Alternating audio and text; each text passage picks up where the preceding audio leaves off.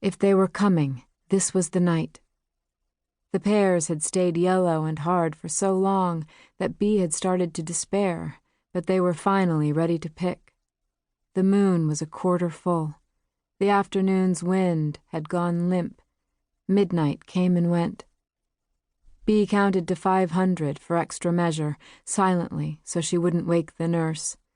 Then she took up the infant from its bassinet, wrapped it in her Aunt Vera's Angora shawl, and crept down the cellar stairs in her bare feet. The stairs to the cellar were granite and cold. The original wooden ones had burned with the original wooden house in 1873. Bea did not know about the fire, but she could smell it, because the cellar was the one part of the house that hadn't needed rebuilding, and its walls retained the flavor of ash. She moved toward the bulkhead door as fast as she could, feeling along the wall with her free hand, careful not to bump the handles of shovels and hoes, though the shovels and hoes had been through far worse. They had witnessed flood and fire. They had been variously cared for and abused by generations of gardeners, had been used to plant tulips and to dig graves. They had even, once upon a time, been in the presence of another unwed mother and her infant.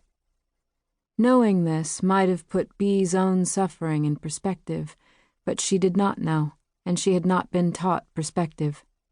She was 18, the daughter of ascendant Boston Jews who had sent her away to Eastern Point in a black, curtained limousine the day she started to show. The bulkhead door was heavier than she expected, its diagonal slope demanding that it be lifted as much as pushed. She had unlocked it from the outside before going to bed, but she hadn't tested its weight, and now the thing didn't budge. She pressed harder. The cellar was her only way out.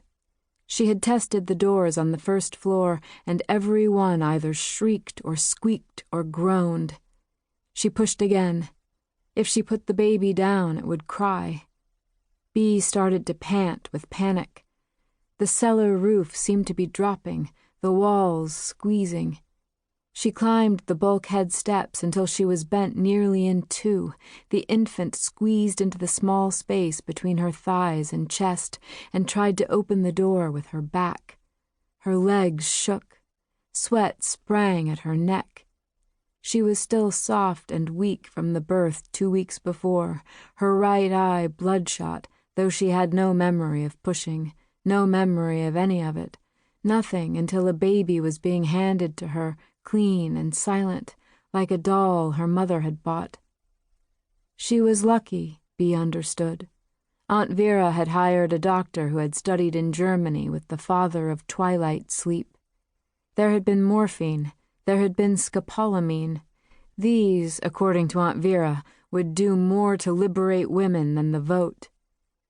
Bea understood that she was supposed to understand herself to be lucky. She understood that she must have pushed, and that she should be glad not to remember.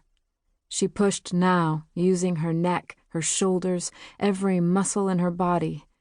At last the door gave an inch, then 2, then lightened so quickly Bea was following it, she had to scramble to catch up before it slammed on the ground outside. She looked behind her, above. The hinge had given a sharp cry.